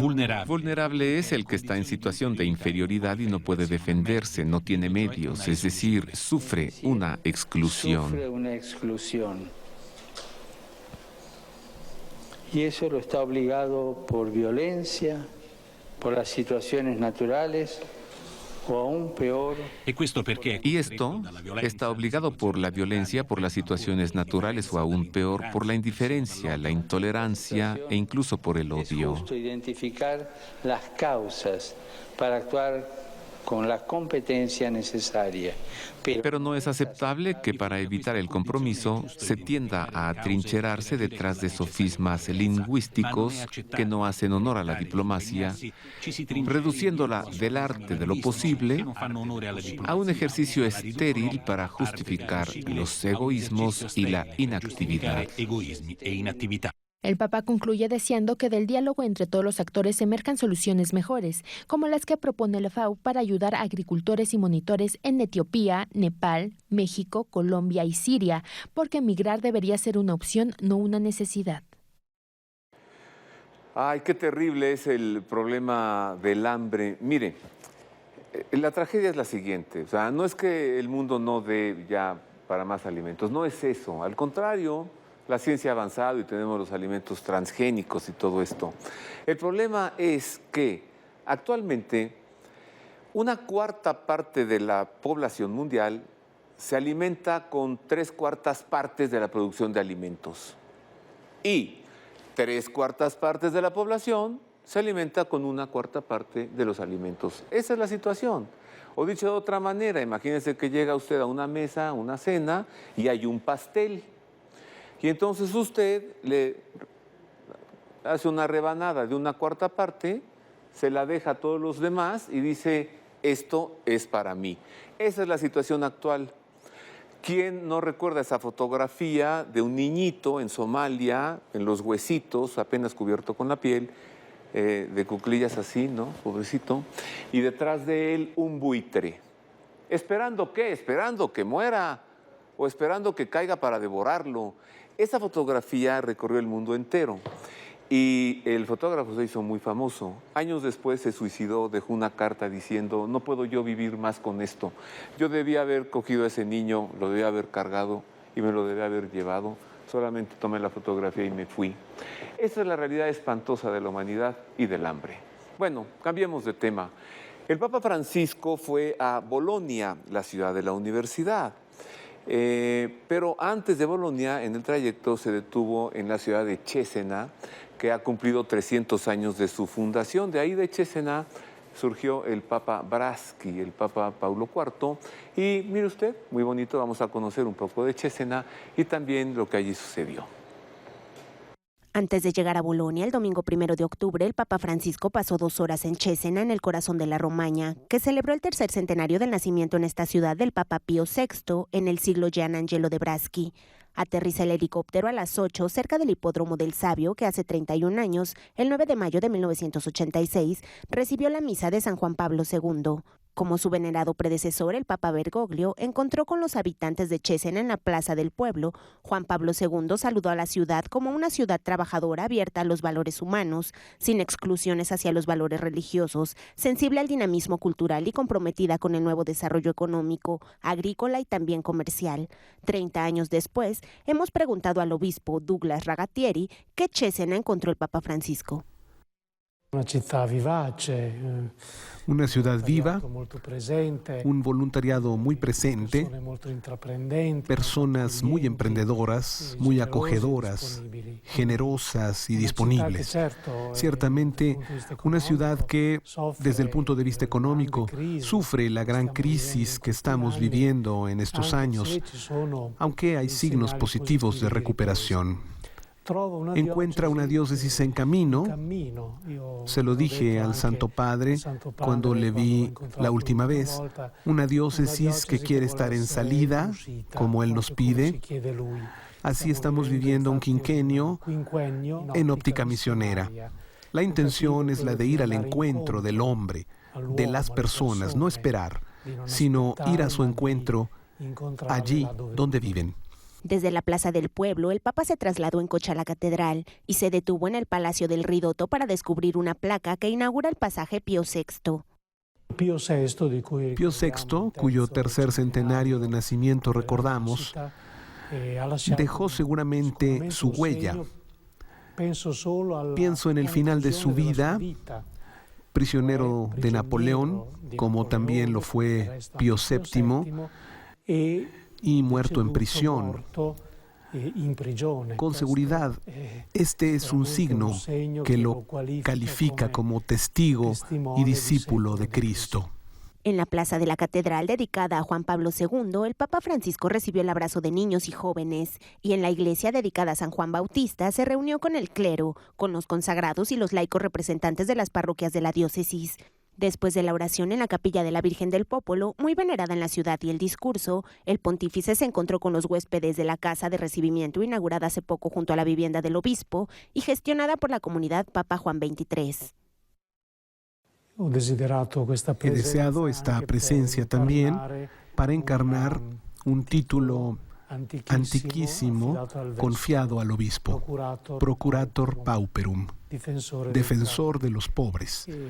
Pienso que esto es un signo que me dice a mí y también a la comunidad diocesana cuánto hemos de atender a los últimos, a los que sufren, a los necesitados. El paso del Santo Padre con seguridad fue positivo para todos, porque es un testimonio de la Iglesia en medio del pueblo. Por eso espero un impulso de unidad entre nosotros, de comunión entre nosotros y un empeño mayor para ir hacia los hombres y las mujeres de nuestro tiempo, anunciándoles la esperanza que es la persona de Jesús. Bueno, así estaban los preparativos en Cesena para recibir al Papa. Por fin llegó. Estuvo allí solamente 2 horas. Luego continuó hacia Bolonia.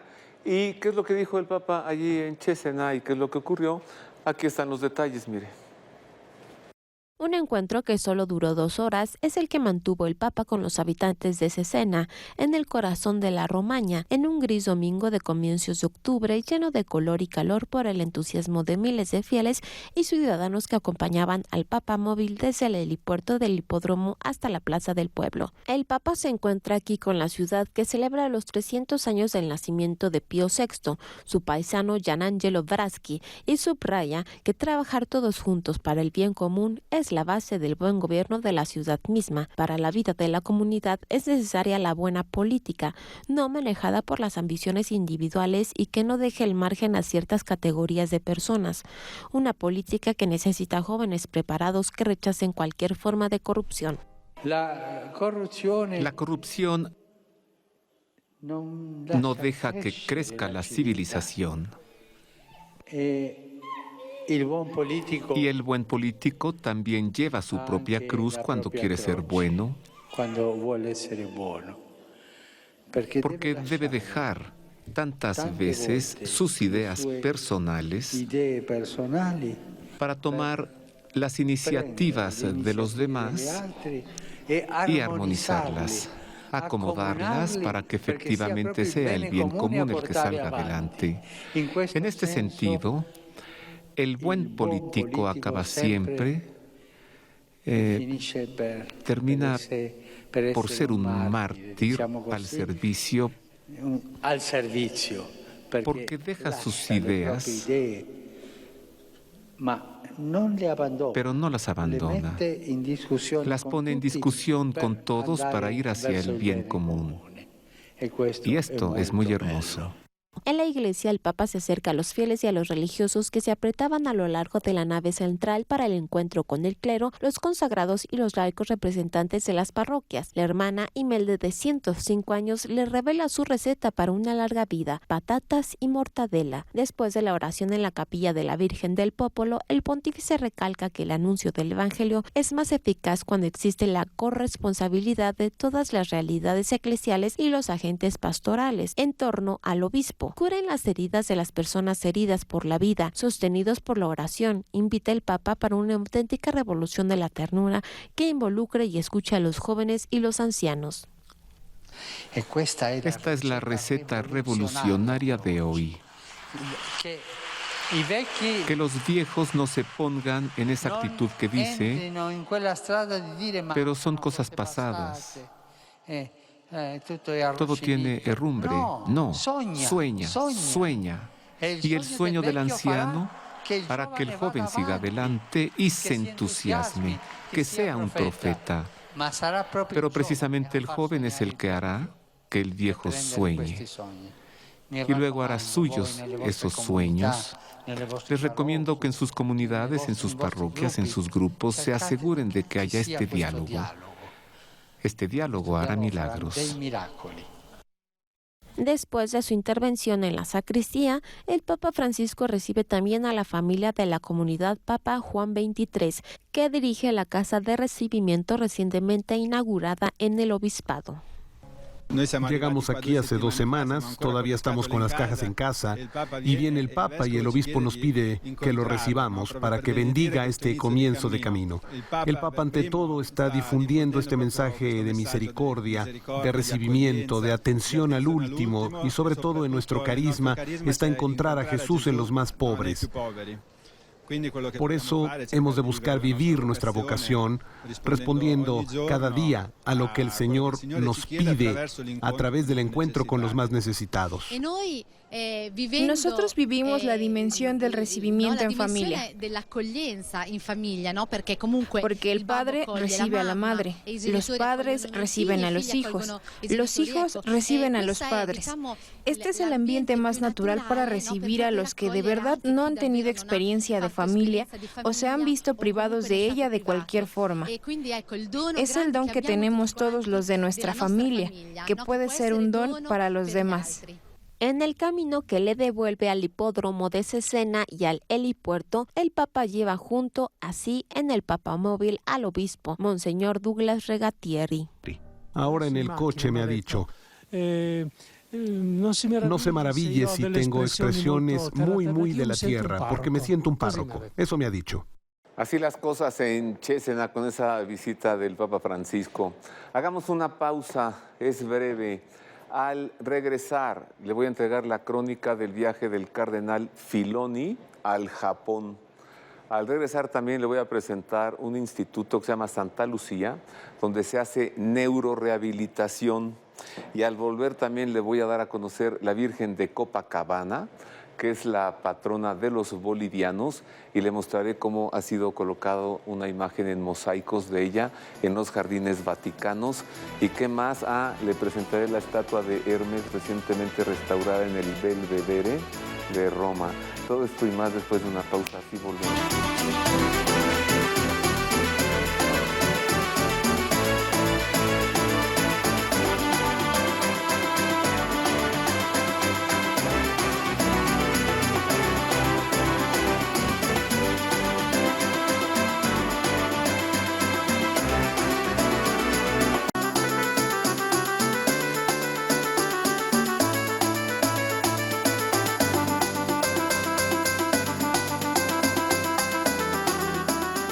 Ya estamos de regreso, queridos amigos. Continuamos en más del Pulso de la Fe. Este es un abrazo por televisión para usted con mucho afecto. Hoy estamos presentándole varias noticias de la actividad en el Vaticano. Estamos actualizándole mucha información. Y le platico algo. Mire, ¿quién no ha visto a alguna persona que ha superado algún problema neurológico? Por ejemplo, un derrame cerebral y quedan secuelas, ¿no? Siempre. Y son personas que necesitan mucha atención y rehabilitación para poder, pues, salir de esas secuelas que quedan después de algún accidente o algún trastorno neurológico. Bien, en Roma hay un hospital de la Fundación Santa Lucía en donde se atiende a estas personas con neurorehabilitación. Mire usted cómo la iglesia es más que inciensos y misas. Mire usted cómo la iglesia hace muchas obras de asistencia humanitaria. Conozcamos entonces el hospital de la Fundación Santa Lucía para neurorehabilitación. Fue Gabriel, con su carta, el que suscitó en el corazón de Francisco el deseo de salir del Vaticano para visitar la Fundación Santa Lucía, un centro de excelencia en la Vía Ardeatina en Roma, especializado en la neurorehabilitación de los pacientes con déficit de movimiento y cognitivos debido a enfermedades como el Parkinson y la esclerosis múltiple. Pero Gabriel, de 6 años, que padece tetraplegia, es solo uno de los numerosos enfermos internos en los 6 departamentos del edificio con 325 camas que visitó el Papa el Viernes de la Misericordia. Se avisa solo con 1 hora de tiempo a la plantilla del hospital, pero la noticia corre veloz y cuando llega el Papa le reciben desde el aparcamiento el cariño y la alegría incontenible de la gente. Abraza a todos, no se niega a las numerosas peticiones de fotos y sus manos imparten bendiciones y dejan como regalo un rosario y risas. La primera etapa, quizá la más impactante, el Departamento de Rehabilitación Infantil.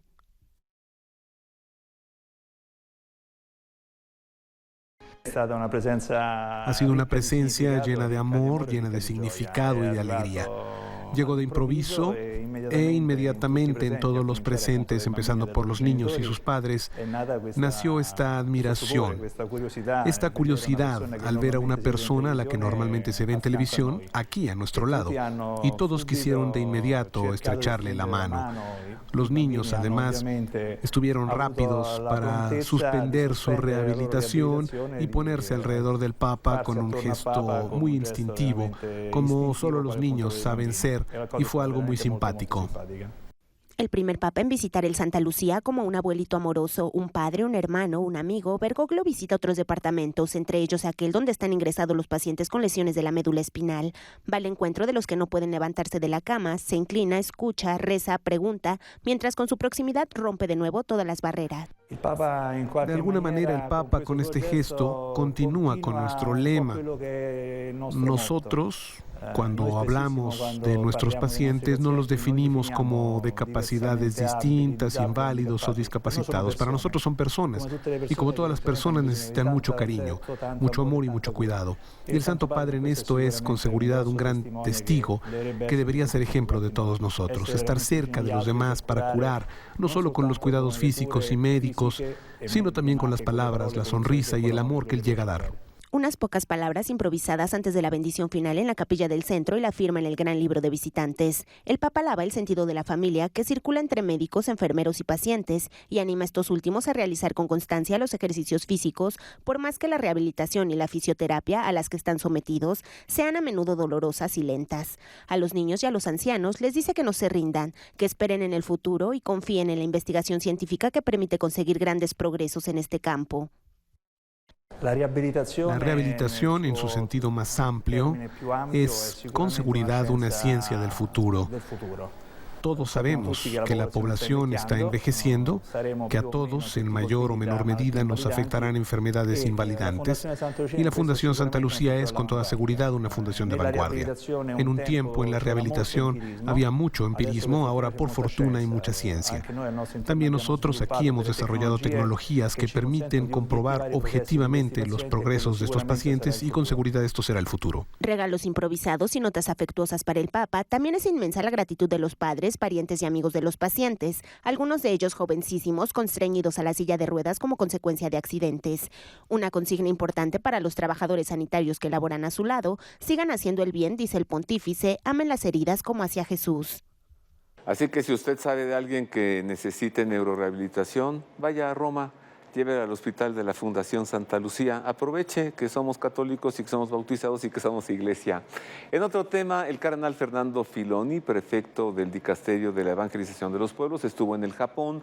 Nos habla de los retos para la iglesia en Japón, la situación que se vive ahí en el país del sol naciente. Uno de ellos es la secularización creciente y otra el descendimiento en la tasa de natalidad.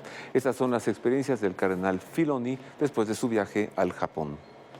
Una semana intensa marcada por el encuentro y la escucha, la que ha pasado en Japón el cardenal Fernando Filoni, prefecto de la Congregación para la Evangelización de los Pueblos.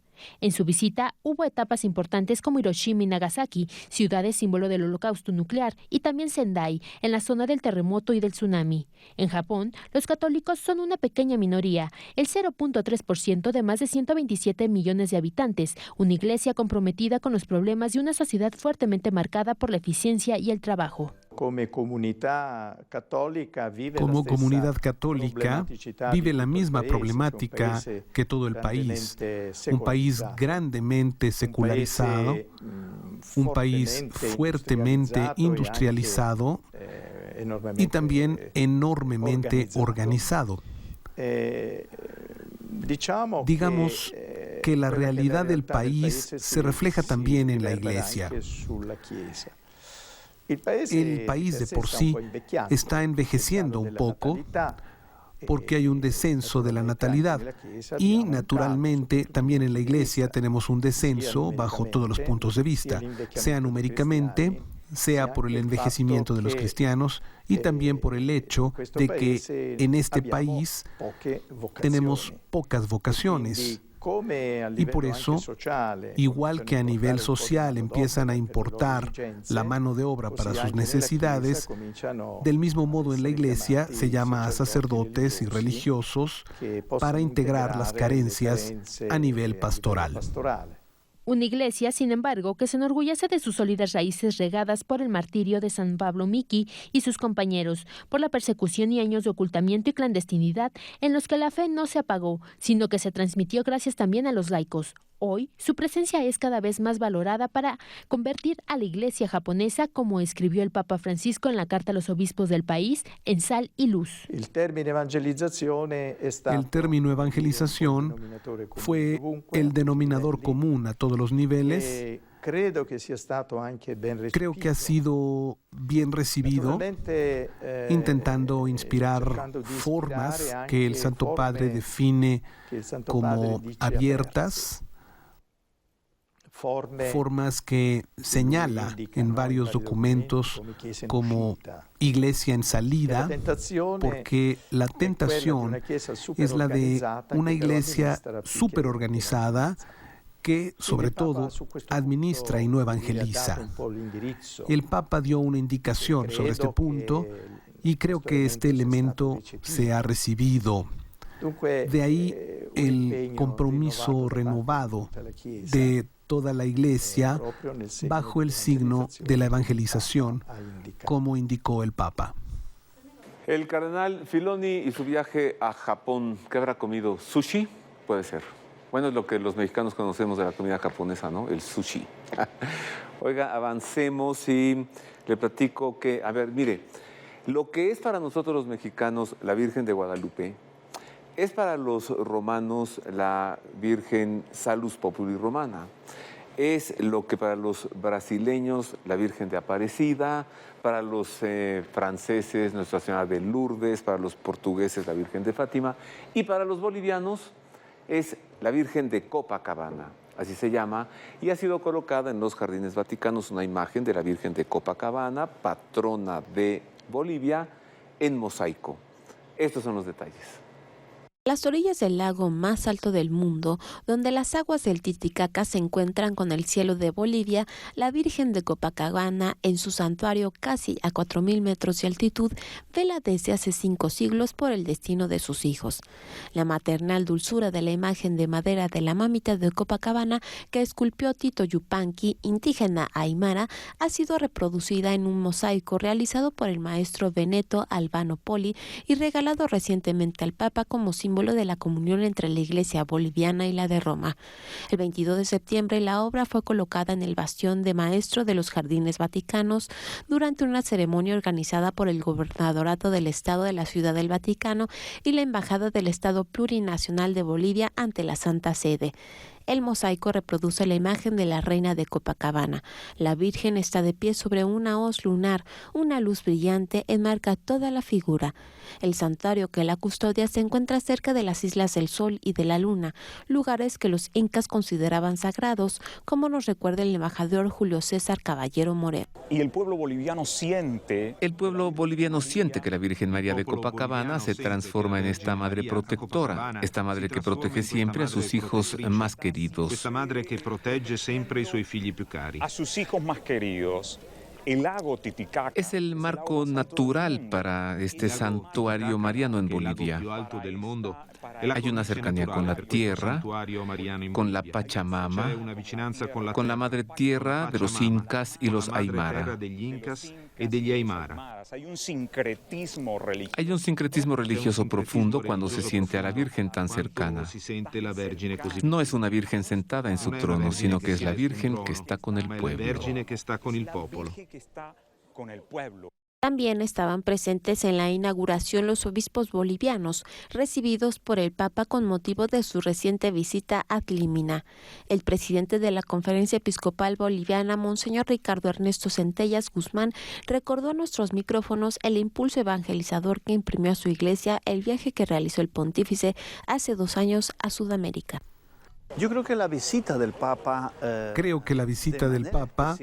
nos animó de una manera especial en el impulso misionero que hay y que ha crecido. Se trata de este empeño de toda la Iglesia boliviana en la misión. Queremos que de verdad pueda respirarse en todas las diócesis, en todas las jurisdicciones eclesiásticas, en todas las parroquias, en todos los grupos, este reto misionero eclesial de llegar a todas partes. Lo importante es entregar la persona de Jesús a las personas de hoy, y creo que esto lo está haciendo la Iglesia boliviana muy bien y estamos muy contentos. Pobreza, violencia, desigualdades sociales, muchos son los problemas pastorales con los que a diario está llamado a medirse la Iglesia Católica en Bolivia. Francisco indicó a sus obispos el camino que hay que recorrer.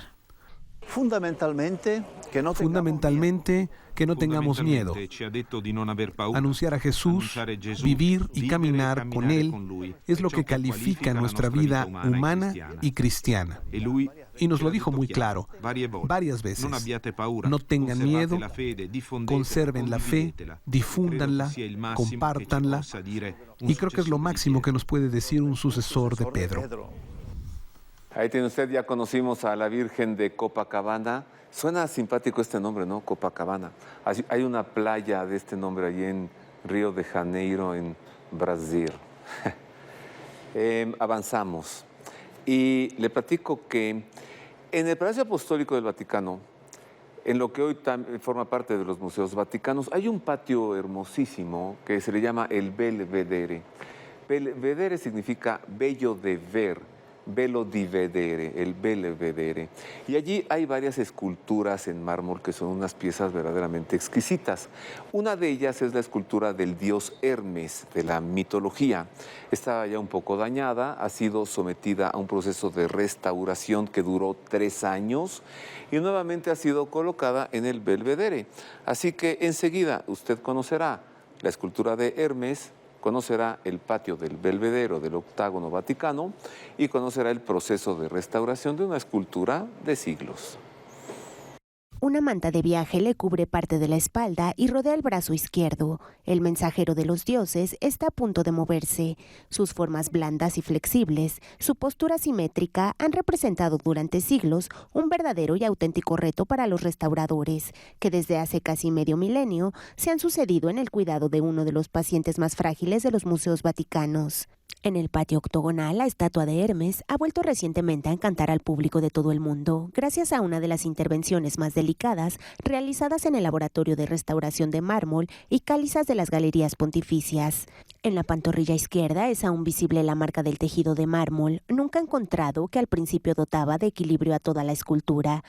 Una pérdida fatal junto a la oxidación de los estribos de hierro que se utilizaron en el siglo XVI para intentar devolver solidez a la estatua han provocado daños gravísimos a la estabilidad de los talones y de la pierna derecha. Al estar tan comprometida, se decidió no transportar la escultura al laboratorio de restauración, sino trabajar directamente en el terreno, creando a su alrededor un pequeño taller. De alguna manera estamos habituados a presentar nuestras vergüenzas en público, por lo que si hay una restauración, es justo que se declare y que no se oculte. También ha sido útil para decir que estamos trabajando para cuidar en el futuro el patrimonio mundial. Una restauración que comenzó en 2014 con el soporte del Laboratorio de Diagnóstico de los Museos Vaticanos para la elección de los materiales que había que usar y las exploraciones con láser escáner en 3D. Efectuó la refinada operación sobre la estatua del dios Hermes Massimo Bernacchi, restaurador del Laboratorio de Mármoles y Calizas, que en 1995, como ayudante del maestro Luciano Ermo, ya participó en la enésima operación que resultó poco eficaz sobre la misma obra. La restauración que se hizo en 1995 consistió en el desmontaje de una intervención muy invasiva, muy pesada, que realizó Guglielmo della Porta. Consistió en la extracción y desmontaje de algunos pernos de hierro unidos con plomo.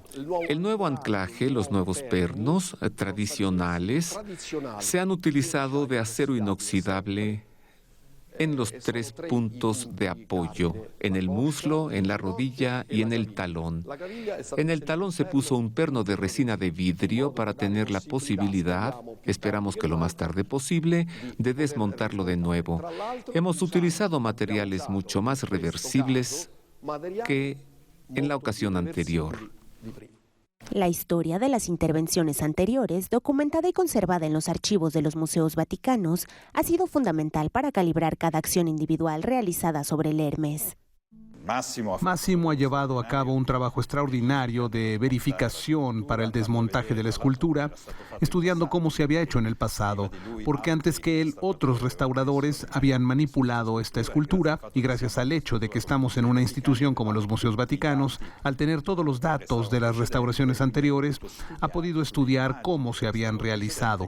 Además, ha tenido la ayuda de una serie de sensores muy precisos colocados localmente para comprender dónde había que hacer fuerza para desmontar la escultura. Así pues, todo este trabajo pensado junto al laboratorio GRS ha sido delicado, largo y atento hasta que al final consiguió no tener que desmontarla completamente. La escultura del dios Hermes allí en el Belvedere. Pues es todo por ahora, queridos amigos. Sí, ya se nos fue, ya se nos acabó el tiempo. Lástima que terminó. Pero ha sido un gusto estar con usted y poder ver pues tantas cosas, tanta cultura, conocer tanta actividad. Ya nos vamos, pero volvemos la próxima semana. Ha sido un privilegio servirle a través de la televisión. Le invito. Como ya viene el Día de Nuestra Señora de Guadalupe, un servidor, o sea, sé yo, voy a dar una conferencia sobre el acontecimiento guadalupano, el mensaje de la Virgen de Guadalupe y la descripción de los elementos de su iconografía, el sagrado original plasmado en la tilma de San Juan Diego. Así que el acontecimiento, el mensaje y la iconografía guadalupanas. Y será el sábado 9 de diciembre, vísperas de la festividad, en el auditorio de la Iglesia La Esperanza de María, que está aquí frente a Perisur, a las 7 de la noche. Si quiere, ahí le veo y conozca más del acontecimiento, el mensaje y la iconografía guadalupana. Sábado 9 de diciembre, 7 de la noche, auditorio de La Esperanza de María. Ahora sí nos vamos. A nombre de mis compañeros, el mejor staff del mundo, a nombre de la producción de Ver y Creer, un abrazo para el mejor público del mundo. Dios le guarde. Feliz semana.